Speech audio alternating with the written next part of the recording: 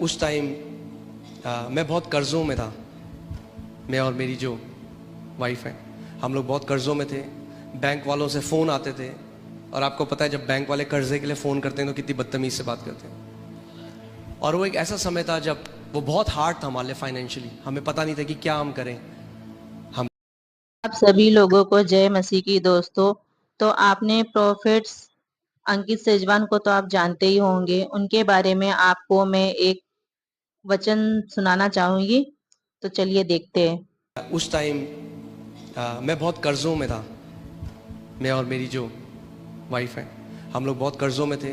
Bank वालों से phone आते थे, और आपको पता है जब बैंक वाले कर्ज़े के लिए फ़ोन करते हैं तो कितनी बदतमीज़ से बात करते हैं। और वो एक ऐसा समय था जब वो बहुत हार्ड था हमारे लिए फाइनेंशियली। हमें पता नहीं था कि क्या हम करें।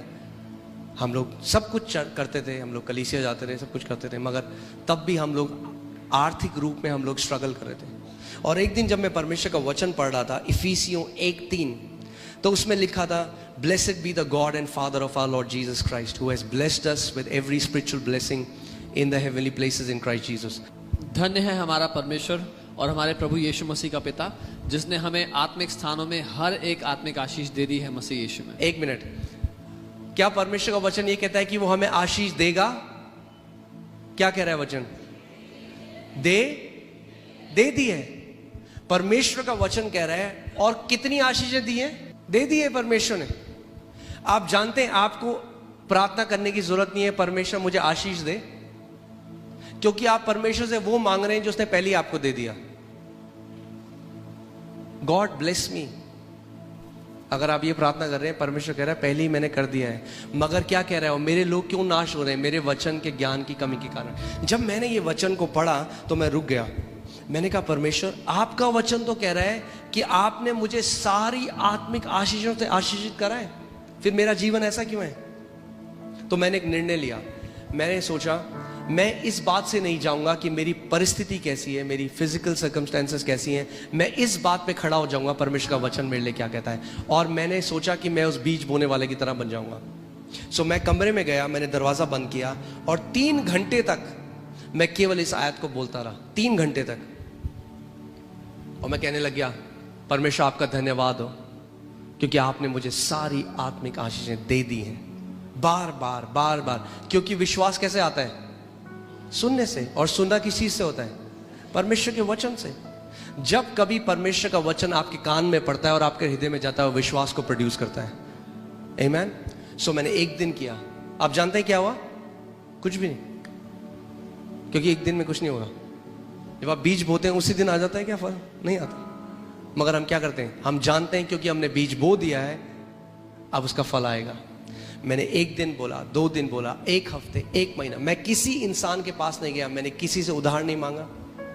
हमें तब भी फोन आ रहे थे बैंक से, हमारे साथ तब भी वो लोग जो भी बोल रहे थे। मैं परमेश्वर के पास गया। मैंने कहा प्रभु, यूहन्ना 17:17 में प्रभु यीशु मसीह ने कहा कि पिता तेरा वचन सत्य है। क्या है तेरा वचन? मैं आज आपको एक बात बताना चाहता हूं। जो कुछ भी आप इस समय आपके साथ हो रहा है, जो भी आपकी परिस्थितियां हैं, अगर वो गलत हैं, वो एक तथ्य है। मगर परमेश्वर का वचन क्या है? वो सत्य है। तथ्य और सत्य में एक अंतर है। तथ्य बदल जाता है, सत्य कभी नहीं बदलता।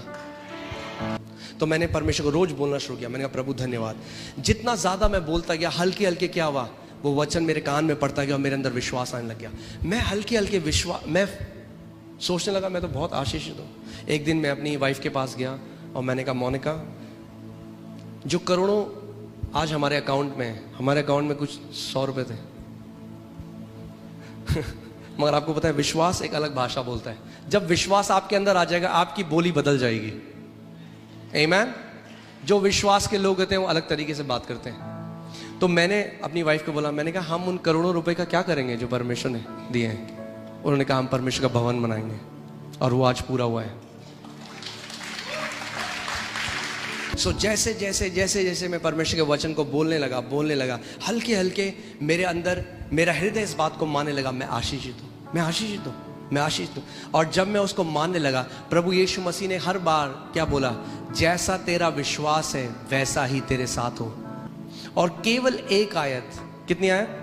इफिसियों 1:3, ना केवल उसने हमें गरीबी से बाहर निकाला, हमारे कर्जे मिटाए, मगर मैं आपको बता रहा हूं आज हम एक बहुत आशीषित जीवन जी रहे हैं केवल इस वचन की ताकत के द्वारा। और मैं बताना चाहता हूं ये आप सबके लिए है, ये वचन आप सबके लिए है। उसने हम सबको सारी आशीषें आत्मिक स्थानों में दे दी हैं। तो कितनी प्यारी गवाही है दोस्तों, देखा आपने। तो इस गवाही के द्वारा आपके भी जीवन में गवाही बने। और अगर आपको वीडियो अच्छी लगे तो मेरी वीडियो लाइक कर दीजिएगा, और ऐसे ही वीडियो आपके लिए लेकर आएंगे अच्छी अच्छी गवाही। अगर आपको मेरी वीडियो अच्छी लगे तो आप मेरे चैनल को सब्सक्राइब कर सकते हो। God bless you.